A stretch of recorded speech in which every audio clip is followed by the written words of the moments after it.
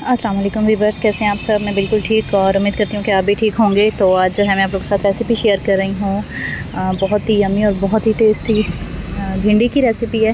तो इसे बनाना बहुत ईजी होगा और वैसे भी बहुत तरीक़ों से बनती है। तो आप लोग ये रेसिपी ज़रूर ट्राई कीजिएगा। सबसे यूनिक भी होगी और डिफरेंट भी होगी और बहुत ही अच्छी। तो रेसिपी को हम स्टार्ट करते हैं। तो यहाँ जो है मैंने भिंडियाँ जो हैं वो काट के ही रखी हैं और उनको मैंने ऐसे लंबाई में काटा है, गोल नहीं काटा हुआ। तो आप लोग चाहें तो गोल काट लें, चाहे लंबाई में काट लें। और इसके बाद जो है मैंने आइल लिया है और आइल में जो है मैंने डाली हैं अभी कुटी हुई मिर्चें। तो इनको मैंने थोड़ा सा मोटा कूटा है, बहुत ज़्यादा इसका पेस्ट नहीं बनाया।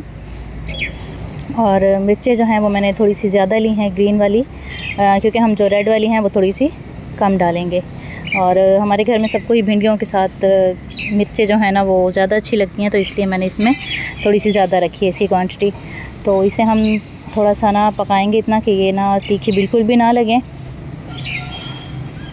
तो आंच जो है वो मैंने हल्की की हुई है, क्योंकि अगर तेज़ होगी तो ये फ़ौरन जल जाएंगी, इसलिए थोड़ी सी आहिस्ता आंच पे इसको हम थोड़ा सा अभी पकाएंगे। तो इसका बस थोड़ा सा कलर चेंज होगा, लाइक थोड़ा सा गोल्डन होगा इस तरह से, ये देखें।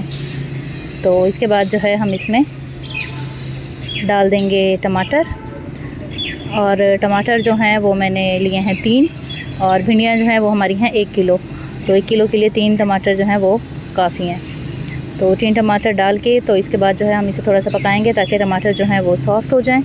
और उसके बाद जो है हम इसमें बाकी के मसाले ऐड करेंगे। तो इसमें मैंने मोटी कुटी हुई जो होती हैं मिर्चें, मैंने वो ऐड की हैं और साथ थोड़ा सा सूखा धनिया ऐड किया है, हल्दी ऐड की है और नमक ऐड किया है। 4 चीज़ें ऐड करने के बाद जो है हम मसाले को पहले अच्छे तरीके से भून लेंगे।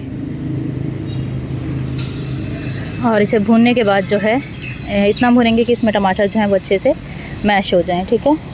और अगर आप लोग मेरे चैनल पे न्यू हैं तो जल्दी से मेरे चैनल को सब्सक्राइब कर लें, वीडियो को लाइक एंड शेयर करें और स्पेशली बेल आइकन को प्रेस करें ताकि मेरी आने वाली जो वीडियोज़ हैं उनके नोटिफिकेशन पहले आप लोगों को मिला करें। तो ये देखें यहाँ ना हमारा मसाला अच्छे से हो गया है रेडी। तो अब हम इसमें डाल देंगे भिंडियाँ और इसे हम हल्की आंच पे अच्छे से पकाएंगे। अच्छा, भिंडियाँ जब भी पकाएं ना इसे बिल्कुल हल्की आंच पे पकाना चाहिए, उससे ये ना खुद ही सॉफ़्ट हो जाती हैं। अगर तेज़ आंच पे पकाएं ना तो ये मतलब इतना नरम नहीं बनती।